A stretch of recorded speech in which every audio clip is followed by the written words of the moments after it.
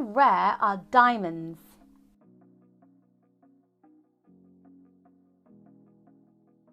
The jewellery industry is often slammed for making diamonds appear rarer than they actually are.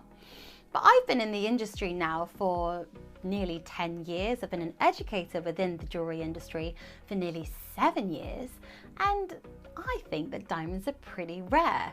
But to check I'm not going crazy, I've done some research, and in this video we're going to discuss just how rare diamonds really are. The focus of this video will be natural diamonds only, not synthetic man-made diamonds, as arguably these have no rarity whatsoever.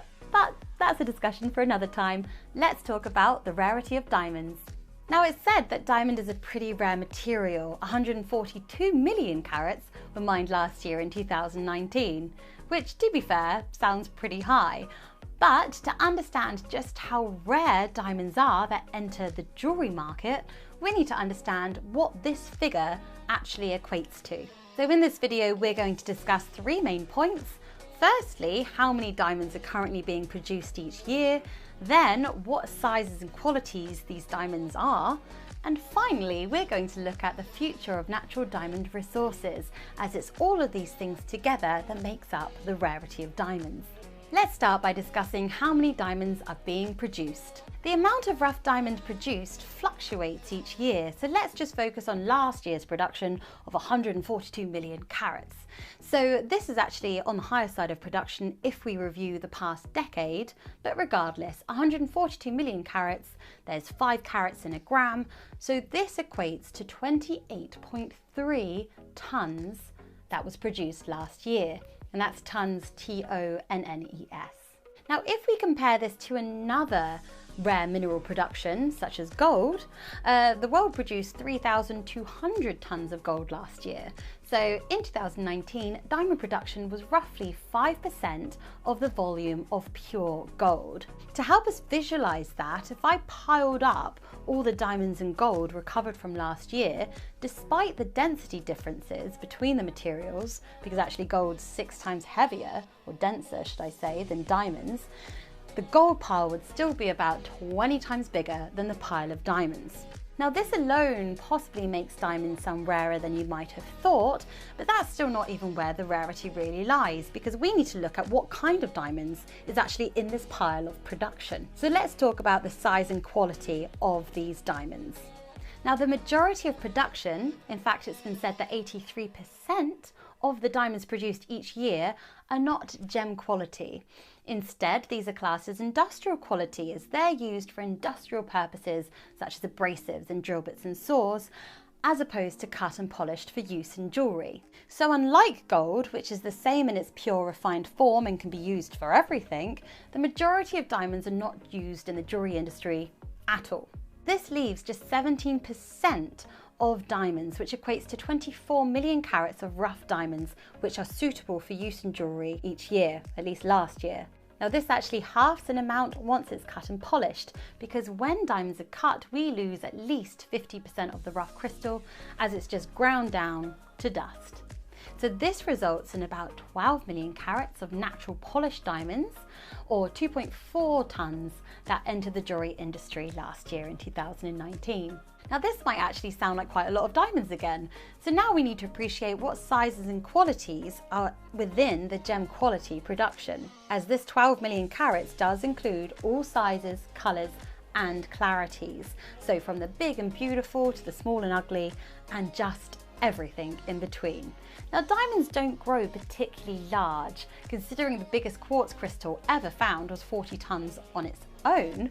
The average diamond actually is really small. We're talking just 18 points or 0.18 carats as the average size. So that would equate to a diamond crystal just a couple of mils in diameter.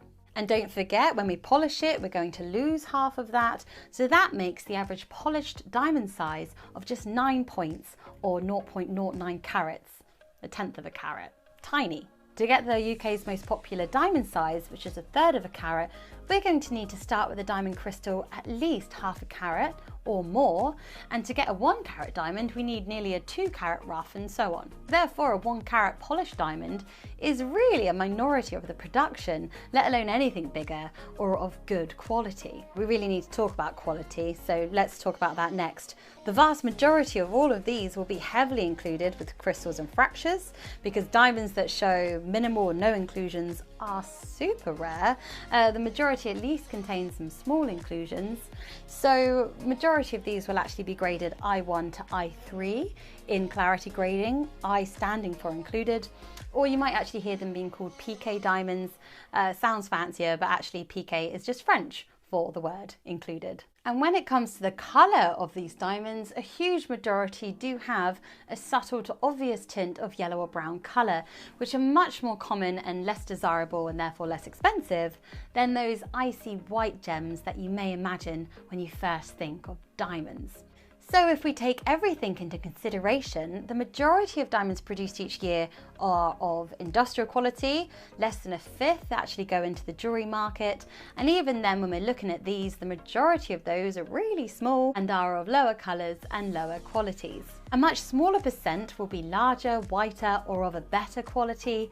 And even then, we have the larger ones with low colour and the smaller ones with high colour, and just a whole mixed bag. And for everything I've just mentioned, this is describing diamond production right now.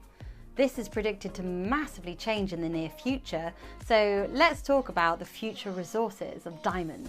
It is predicted that more than half of the world's diamond mines will cease production over the next 2 decades. This includes the top 5 diamond producing mines, and really budgets for finding new mines has been really reduced, and we don't even know where to look. I don't know if there is any more new mines to open. So in the next 20 years, the supply of natural diamonds is expected to fall to less than 25% of its current production.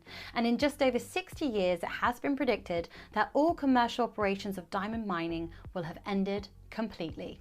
At that time, what will happen, I don't know. So recycling of old diamonds maybe, but that already happens all the time because diamonds are forever. You just reset them or recut them if needs be and carry on. Or then maybe that will be the era for synthetic diamonds. Maybe diamonds won't be popular then, although they are awesome, but who knows? So actually, when looking at the bigger picture, natural diamonds are pretty rare, gem quality diamonds are rare, good quality or larger diamonds are really rare, coloured diamonds exceptionally rare, and the natural resources are finite and will be ending in the foreseeable future. Hopefully in my lifetime. Well, not hopefully, but you know.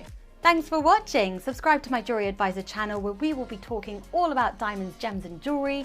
Feel free to ask me a question or suggest future content in the comments below, and hit the notification bell if you've learned something from this video, and I hope to see you soon.